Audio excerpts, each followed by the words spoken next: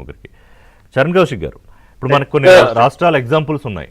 SIR అనేది ఎంత tension పెట్టింది, ఈ విషయం మీద మీ జాతీయ స్థాయిలో నాయకులు ముఖ్యంగా రాహుల్ గాంధీ ఒక క్యాంపెయిన్ మొత్తం దేశవ్యాప్తంగా తీసుకున్నారు, ముఖ్యమంత్రి ఇన్ఛార్జీలు అందరూ కూడా వెళ్ళారు కదా. సో ఇవాళ ఆ సీరియస్నెస్, ఎస్ఐఆర్ తాలూకా సీరియస్నెస్ అర్థం కాలేదా మీ పార్టీలో చాలామందికి? లేకపోతే అర్థమై కూడా ఒక రకమైన మనకి ఉందిలే, రేవంత్ రెడ్డి మహేష్ కూడా చూసుకుంటారులే అనే ఒక నిర్లిప్తతో ఉండడం వల్ల నిన్న క్లాస్ తీసుకున్నారా? సార్, ఇది కోపం కాదు, ప్రజల పట్ల బాధ్యతను తెలియజేసే ప్రయత్నంలో ముఖ్యమంత్రి గారు కొంత అలర్ట్ చేసే ప్రయత్నం. ఎందుకంటే గతంలో కేసీఆర్ గారు ముఖ్యమంత్రిగా ఉన్నప్పుడు ప్రగతి భవన్లోకి ఎవరికి ప్రవేశం లేదు, కనీసం ఎమ్మెల్యేలకు కూడా కలవని పరిస్థితి కూడా మనం చూసినాం. కానీ రేవంత్ రెడ్డి గారు క్షేత్రస్థాయిలో పనితీరు స్వయంగా పర్యవేక్షిస్తా ఉన్నారు. తప్పులు ఉంటే సరిదిద్దడం, అలసత్వాన్ని హెచ్చరించడం, అదే కాక ఒక సమర్థులైన నాయకుల లక్షణం. కాబట్టి దానిలో భాగంగానే సీరియస్ అనడం కంటే జవాబుదారడం కరెక్ట్ అని చెప్పేసి మేము భావిస్తా ఉన్నాం. అదే కాకుండా ఎస్ఐఆర్ విషయంలో కూడా నష్టం కాంగ్రెస్ కాదు, ఓటు కోల్పోయే పేద ప్రజలకు ఆ నష్టం జరగనివ్వకుండా చూడమే కాంగ్రెస్ పార్టీ కావచ్చు, ముఖ్యమంత్రి గారి లక్ష్యం. ఎందుకంటే ఓటు హక్కును కోల్పోతే ఒక్క ఓటకే కాదు, దాంతో పాటు రేషన్ కార్డు కావచ్చు, ఆధార్ కార్డు కావచ్చు, ప్రభుత్వ సంక్షేమ పథకాలు కావచ్చు, ఇందిరమ్మ ఇల్లు కావచ్చు, చేయుత పెన్షన్ కావచ్చు, అదే కాక ఇవన్నీ ఆగిపోయే అవకాశం ఉంది. కాబట్టి ప్రజలను అలర్ట్ చేసే ప్రయత్నం ముఖ్యమంత్రి గారు, ఎమ్మెల్యేలను కావచ్చు, అధికారులను అదేవిధంగా సమర్థవంతంగా ఏ విధంగా ఎస్ఐఆర్ని ఎదుర్కోవాలి. గతంలో పశ్చిమ బెంగాల్ ఆ రాష్ట్రంలో ఉన్నటువంటి అధికారులను మమతా బెనర్జీ గారు పడుచుకోకపోవడం మూలంగా ఏం జరిగిందని చాలా స్పష్టంగా ఎమ్మెల్యేలకు కావచ్చు, అదే కాకుండా అధికారులకు సూచించిన మాట వాస్తవం. అదే కాకుండా అప్పట్లో కాదు, నిన్న మహేష్ గౌడ్ కూడా అదే అన్నారు. కానీ ఆవిడ ముందు నుంచి ఎస్ఐఆర్ మీద కొంత ఆల్మోస్ట్ 8 ఫైటే చేశారు కదా, పట్టించుకోకపోవడం ఏముంది సార్? చివరికి వచ్చిన తర్వాత చేసారు, స్టార్టింగ్ లో చేయలేదు, చివరికి వచ్చిన తర్వాత చేసిన మాట వాస్తవం. తెలిసాక మొదలు పెట్టారు మొత్తం ఈ అలర్ట్.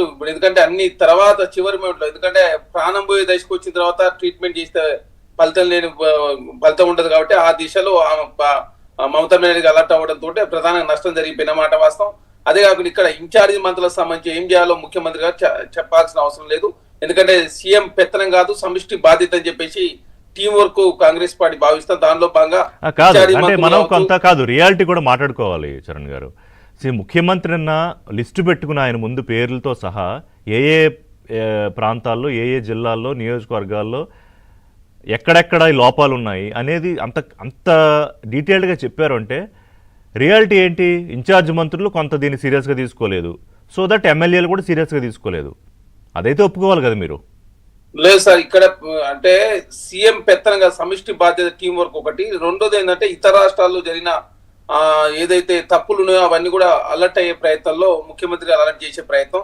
కాంగ్రెస్ ఎప్పుడు ఎన్నికల మూడ్లో ఉండదు, ప్రజా సంక్షేమ మూడ్లో ఉంటుంది. కాబట్టి ముఖ్యమంత్రి గారు రోజు ప్రత్యేకంగా తిరుగుతూనే ఉన్నారు, రోజు సమీక్ష సమావేశాలు ముఖ్యమంత్రి గారు నిర్వహిస్తూనే ఉన్నారు. గతంలో ఉన్నటువంటి ముఖ్యమంత్రి గారు ఫామ్ హౌస్ పరిమితం అవడం, అదే కాకుండా మన జాతీయ స్థాయిలో పరిణామాలు కూడా చూసినాం కదా. ఈ మధ్యకాలంలో చాలా రాష్ట్రాలకు సంబంధించి తమిళనాడులో దాదాపు 97 లక్షల ఓట్లు తొలగించారు, ఉత్తరప్రదేశ్ లో 2.5 crores ఓట్లు, వెస్ట్ బెంగాల్లో 61 లక్షల ఓట్లు నుంచి 91 లక్షల ఓట్లు తొలగించిన పరిస్థితి, బీహార్ కావచ్చు. అదేవిధంగా ఇప్పుడు దుర్వినియోగం జరిగినటువంటి పరిస్థితులు కూడా మనం చూసినాం. ఎందుకంటే ఓటు హక్కు సంబంధించినటువంటి హక్కులను తొలగించుడు, దానికోసం నోటీసులు ఇవ్వకుండా ఏ విధంగా కోర్టులలో, సుప్రీంకోర్టులో కావచ్చు, తర్వాత పిల్లులు కూడా పెండింగ్ ఉన్న పరిస్థితి మనం చూస్తా ఉన్నాం. కాబట్టి పశ్చిమ బెంగాల్లో ఎదురైన పరిస్థితి తెలంగాణ రాష్ట్రంలో రావద్దు. అదేవిధంగా ఓట్ల తొలగింపు సంబంధించిన అంశం విషయంలో సీరియస్ ఉండాలని చెప్పేసి ముఖ్యమంత్రి గారు యొక్క ఉద్దేశమే తప్ప ఇక అందరిని అలర్ట్ చేసి ఎక్కడో ఒక భయం అనుకోవచ్చా? కాంగ్రెస్ పార్టీలో ఇంకా టైం ఉంది, కానీ ఎస్ఐఆర్ పేరుతో ఏదన్నా జరగచ్చు. మీరు అన్న west Bengal example, Tamil Nadu example, Bihar example, ఉత్తరప్రదేశ్లో కూడా ఇప్పటికే ఎస్ఐఆర్ ప్రక్రియ మీద జరుగుతున్న వివాదాలు, ఇవన్నీ దృష్టిలో పెట్టుకుని అంటే రాజకీయంగా నష్టం జరుగుతుంది అప్రమత్తంగా లేకపోతే అనేదే కదా ప్రధానమైన కారణం. అదే సార్, ఇప్పుడు ఇక్కడ మనం కర్ణాటక సంబంధించి కాల్ సెంటర్ ద్వారా నకిలీ ఫామ్ 7 దరఖాస్తును అక్రమంగా దాదాపు 5,994 ఓట్ల నుంచి 6,018 ఓట్లు ఒక్క కాల్ సెంటర్ నుంచి మాత్రం తొలగించిన పరిస్థితి మనం చూస్తాం. అలాంటి వ్యక్తిని అరెస్ట్ చేసిరు. తర్వాత ఆ ఓట్లను కూడా మళ్ళీ రికవర్ చేసే ప్రయత్నం కూడా కర్ణాటక జరిగింది. కర్ణాటకలో వచ్చిన పరిస్థితి రావద్దని, వెస్ట్ బెంగాల్ వచ్చిన పరిస్థితి రావద్దని. వెస్ట్ బెంగాల్ మీరు చూస్తా ఉన్నారు, అక్కడ ఉన్నటువంటి ముస్లిం పాపులేషన్ అదేవిధంగా 31 అంటే దాదాపు 34% ఆ ఓట్లను తొలగించారు. వాళ్ళు ఉన్నటువంటి పాపులేషన్ అనేది 27% మాత్రమే, కానీ 34% ఓట్లు ముస్లింలకు సంబంధించిన ఓట్లు తొలగించారు, హిందువులకు సంబంధించి 63% ఓట్లు తొలగించిన పరిస్థితి. కాకపోతే ఇక్కడ డబుల్ ఓట్లు కావచ్చు, తర్వాత చనిపోయిన ఓట్లు కావచ్చు, ప్లేస్ మారిన వాళ్ళ ఓట్లు కావచ్చు, ఇవన్నీ తీసేయడానికి ఎవరు అభ్యంతరం లేదు. కాకపోతే ఇప్పుడు చూస్తా ఉన్నాం మనం హైదరాబాద్ సంబంధించి ఈ రాష్ట్రానికి సంబంధించిన మాత్రమే ఓట్లకు సంబంధించి డబుల్ ఓటు ట్రిపుల్ ఓటు నుండి తీసేస్తా అని చెప్తా ఉన్నాం. మరి ఆంధ్ర రాష్ట్రంలో ఓట్లు ఉండి మరి ఇక్కడ ఉండి ఏంటంటే దానికి ఎలక్షన్ కమిషన్ పట్టించుకోదట. మరి దానికి కూడా ఒక సొల్యూషన్ ఉండాలిగా. ఓ ఎలక్షన్లు ఇక్కడ ఒకసారి వస్తున్నాయి, అక్కడ ఒకసారి వస్తున్నాయి, అక్కడ పోయి ఓటేస్తారు, ఇక్కడ పోయి ఓటేస్తారు. ఇక్కడ ఉన్న వాళ్ళు ఓట్లు తొలగిస్తా ఉన్నారు. మరి అక్కడ ఉన్న వాళ్ళు ఏదో ఒక రాష్ట్రంలో ఓటు ఉండాలి కదా. 2 రాష్ట్రాలు అది కూడా జరుగుతుంది కదా. ఇప్పుడు ఆంధ్రప్రదేశ్ లో కూడా ఎస్ఐఆర్ ప్రక్రియ సందర్భంగా అది కూడా జరగాల్సిందే కదా సార్. ఎస్ఐఆర్ ప్రక్రియ కాదు ఇక్కడ. ఇప్పుడు 2 రాష్ట్రాల్లో ఓటు ఉన్నప్పుడు ఏంది, ఆధార్ లింక్ లేకపోతే ఆ ఓటు ఫైండ్ అవుట్ అయ్యే అవకాశమే లేదు. ఆంధ్ర రాష్ట్రంలో 2-3 ఓట్లు ఉంటే తొలగిస్తారు, కరెక్టే. మరి ఆంధ్రలో ఒక ఓటు, తెలంగాణ ఓటు ఉంటే ఎట్లా అంటే ఇక్కడ ఒక ఓటు మాత్రమే ఉండాలి, కానీ ఆంధ్ర ఉంటే మాకు సంబంధం లేదని చెప్పి ఎలక్షన్ కమిషన్ చెప్తా ఉంది. కాబట్టి దీనికి ఎట్లా అంటే దానికి కేంద్ర ప్రభుత్వం ఆన్సర్ లేదు. ఎందుకంటే ఇప్పుడు మనం చూస్తాం, ఉదయ్ కుమార్ అనే వ్యక్తి కర్ణాటకలో ఓటేసిండు, హర్యానా వేసిండు, ఢిల్లీలో వేసిండు, మహారాష్ట్ర కూడా ఓటేసిండు. సేమ్ పేరు, సేమ్ సర్నేమ్. కాబట్టి ఇట్లాంటి ఓటు ఇప్పుడు ఉత్తరప్రదేశ్ లో వచ్చి మన హర్యానా ఎలక్షన్ ఓట్లు వేస్తే 7 లక్షలతో కాంగ్రెస్ పార్టీ ఓడిపోయిన పరిస్థితి మనం చూస్తాం.